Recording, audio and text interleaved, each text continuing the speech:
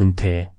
이 단어는 누군가에게는 평생 일한 후 찾아오는 자유와 여유를 의미하지만 또 다른 누군가에게는 불확실성과 두려움의 시작이다. 62세, 한평생 식당을 운영하며 가족을 먹여 살린 사장님. 그는 은퇴 후에도 여전히 무언가를 해야 한다는 책임감에 떠밀려 새로운 도전을 시작했다.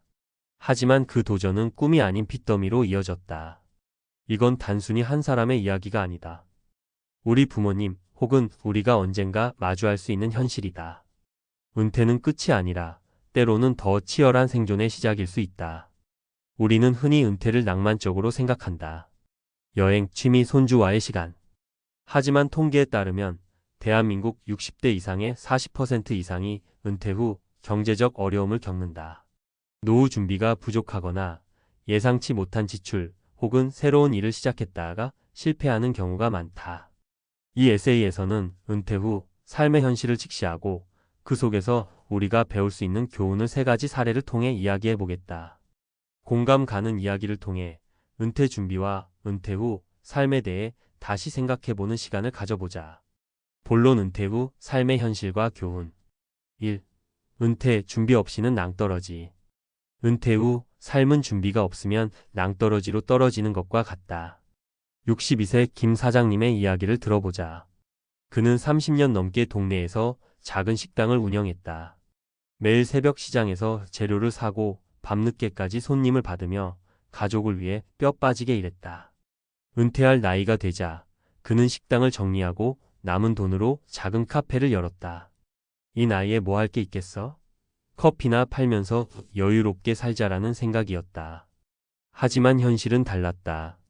카페는 동네 상권과 맞지 않았고 젊은 손님들은 비싼 커피 대신 프랜차이즈를 찾았다. 월세와 재료비는 쌓여갔고 김 사장님은 결국 대출을 받았다. 1년 만에 카페는 문을 닫았고 그는 2억 원 가까운 빚을 떠안았다. 내가 좀 더 준비했더라면 그는 지금도 그때를 후회한다. 김 사장님의 사례는 은퇴 후 새로운 사업을 시작할 때 철저한 준비가 필요하다는 걸 보여준다. 시장 조사, 자금 계획, 그리고 무엇보다 자신의 체력과 현실적인 목표를 점검해야 한다. 통계에 따르면 은퇴 후 창업한 사람의 60% 이상이 3년 안에 실패한다. 이유는 간단하다. 준비 부족과 낙관적인 전망. 은퇴 후 삶을 설계할 때 우리는 김 사장님처럼 그냥 해볼까? 라는 마음보다는 냉정하게 현실을 따져봐야 한다. 2. 은퇴 후의 꿈, 현실과의 충돌. 은퇴 후 새로운 꿈을 꾸는 건 아름답지만 그 꿈이 현실과 충돌할 때 고통은 배가 된다. 58세 박 선생님의 이야기를 들어보자. 그는 30년 넘게 중학교에서 국어 교사로 일했다. 은퇴 후 그는 늘 꿈꿔왔던 서점을 열었다. 책을 사랑하는 사람들과 이야기를 나누며 여생을 보내고 싶다는 소박한 꿈이었다. 하지만 서점은 생각보다 훨씬 힘들었다. 온라인 서점의 저렴한 가격 경쟁에 밀렸고 동네 사람들은 책보다 스마트폰을 더 많이 들여다봤다. 박 선생님은 서점을 알리기 위해 블로그도 시작하고 독서 모임도 열었지만 손님은 늘지 않았다. 결국 2년 만에 서점은 문을 닫았고 그는 퇴직금 대부분을 잃었다. 지금 그는 아파트 경비원으로 일하며 그때 내가 너무 이상만 쫓았나라며 한숨을 쉰다. 박 선생님의 사례는 은퇴 후 꿈을 쫓는 게 나쁜 게 아니라는 걸 보여준다. 하지만 그 꿈이 현실과 얼마나 맞닿아 있는지 그리고 그걸 유지할 수 있는 경제적 기반이 있는지를 먼저 점검해야 한다. 은퇴 후 새로운 일을 시작할 때는 내가 정말 이걸 사랑하는가? 만큼 이게 시장에서 통할까? 라는 질문도 중요하다. 꿈을 좇되 현실을 외면하지 않는 균형이 필요하다. 3. 은퇴 후 삶, 가족과의 갈등. 은퇴는 개인의 문제만이 아니다. 가족과의 관계에도 영향을 미친다. 65세 이 할머니의 이야기를 들어보자. 이 할머니는 평생 주부로 살며 남편과 자녀들을 뒷바라지했다. 남편이 은퇴한 후 부부는 노후 자금으로 작은 떡볶이 가게를 열었다. 집에서 빈둥거릴 바에 같이 장사하며 돈도 벌고 좋지 않겠어? 라는 생각이었다. 하지만 이 선택은 부부 사이에 큰 갈등을 낳았다. 남편은 가게 운영에 서툴렀고 이 할머니는 하루 종일 서서 일하는 게 체력적으로 버거웠다.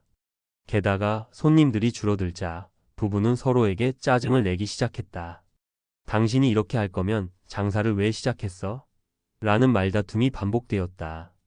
결국 가게는 1년 반 만에 문을 닫았고 부부는 서로 말도 안 하는 지경에 이르렀다.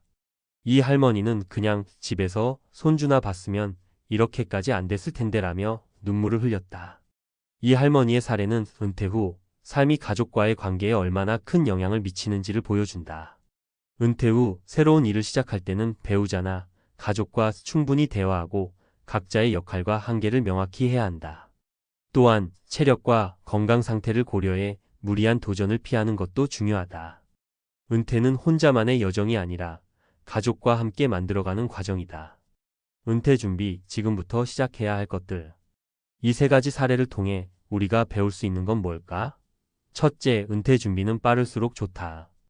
30대, 40대부터 노후 자금을 계획하고 은퇴 후 어떤 삶을 살고 싶은지 구체적으로 그려봐야 한다. 둘째, 새로운 도전을 할 때는 철저한 시장 조사와 현실적인 계획이 필수다. 감정에 이끌리기보다는 데이터를 기반으로 판단해야 한다. 셋째, 가족과의 대화와 협력은 은퇴 후 삶의 질을 좌우한다. 혼자 결정하기보다는 가족의 의견을 듣고 함께 방향을 설정해야 한다. 은퇴 후 삶은 누구에게나 찾아온다. 그게 낭만적인 여유로움이 될지 핏더미와의 싸움이 될지는 우리의 준비에 달렸다.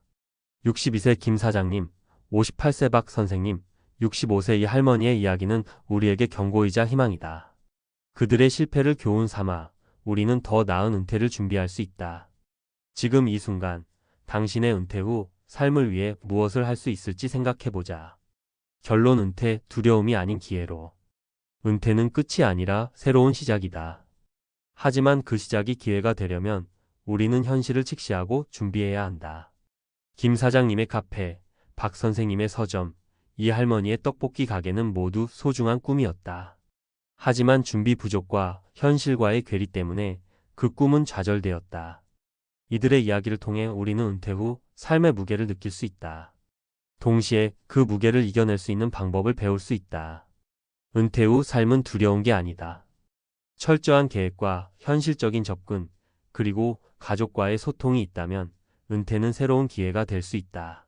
지금 당신의 나이가 30대든 50대든 혹은 이미 은퇴를 앞두고 있든 지금부터 준비를 시작한다면 늦지 않았다. 62세 식당 사장님의 핏더미 스토리가 당신의 이야기가 되지 않도록 오늘 한 발짝을 내디뎌 보자. 은퇴는 끝이 아니라 새로운 삶의 첫 페이지다. 그 페이지를 어떻게 채울지는 당신에게 달렸다. 우리는 62세 김 사장님, 58세 박 선생님, 65세 이 할머니의 은퇴 후 도전을 통해 준비 부족이 얼마나 큰 결과를 낳는지 봤다. 하지만 이게 전부는 아니다. 은퇴 후 삶은 단순히 실패로 끝나지 않는다. 좌절 속에서도 다시 일어서는 사람들, 그리고 그 과정에서 배우는 교훈이 있다. 이번에는 은퇴 후 삶의 더 깊은 면면을 들여다보고 실패를 딛고 재기한 사례들을 통해 우리가 무엇을 배울 수 있는지 이야기해보자. 여전히 구어체로 당신과 대화하듯 편하게 풀어가겠다. 4. 실패는 끝이 아니라 재기의 시작. 은퇴 후 실패는 누구나 두려워하는 그림자다. 하지만 그 그림자 속에서도 빛을 찾는 사람들이 있다. 60세 최 사장님의 이야기를 들어보자. 그는 30년간 건설회사에서 관리자로 일하며 꽤 안정적인 삶을 살았다. 은퇴 후 그는 이제 좀 내 사업을 해보자며 동네에 작은 치킨집을 열었다. 프랜차이즈 광고에 홀린 거다. 치킨은 망할 일이 없어. 라는 말에 퇴직금 3억을 몽땅 쏟아부었다. 하지만 현실은 달랐다. 치킨집은 동네에 이미 포화 상태였고 배달 앱 할인 경쟁에 치여 손님은 점점 줄었다. 1년 반 만에 가게는 문을 닫았고 최 사장님은 2억 원의 빚을 떠안았다. 가족들은 왜 그런 무모한 짓을 했냐며 원망했고 그는 한동안 집 밖으로 나오지 않았다. 내 인생 다 끝났어 라며 좌절하던 그에게 변화의 계기가 찾아왔다. 최 사장님은 우연히 동네 커뮤니티 센터에서 열린 은퇴자 재기 프로그램에 참석했다. 그곳에서 그는 비슷한 실패를 겪은 사람들의 이야기를 들으며 혼자가 아니라는 걸 깨달았다. 프로그램에서 배운 간단한 재무 관리와 소규모 창업 아이디어를 바탕으로 그는 새로운 도전을 시작했다. 이번엔 거창한 가게 대신 집에서 소규모로 도시락 배달을 시작한 거다. 초기 자본은 1천만 원도 안 들었다. 동네 경로당과 작은 회사들을 타겟으로 삼아 건강식 도시락을 팔았고 입소문이 나면서 주문이 늘기 시작했다. 지금 최 사장님은 빚을 절반 이상 갚았고 하루 45시간 일하며 소소하지만 안정적인 수입을 얻는다. 그는 말한다. 실패는 부끄러운 게 아니야. 그걸 딛고 다시 일어서는 게 중요해. 그의 사례는 은퇴 후 실패가 끝이 아니라는 걸 보여준다. 중요한 건 실패를 받아들이고 작더라도 현실적인 목표로 다시 시작하는 용기다. 교훈: 실패 후 재기하려면 첫째, 자신의 상황을 냉정히 받아들여야 한다. 둘째, 소규모로 시작할 수 있는 현실적인 대안을 찾아야 한다. 셋째, 커뮤니티나 전문가의 도움을 적극적으로 구해야 한다. 대한민국에는 은퇴자를 위한 무료 재교육 프로그램이나 상담센터가 많다.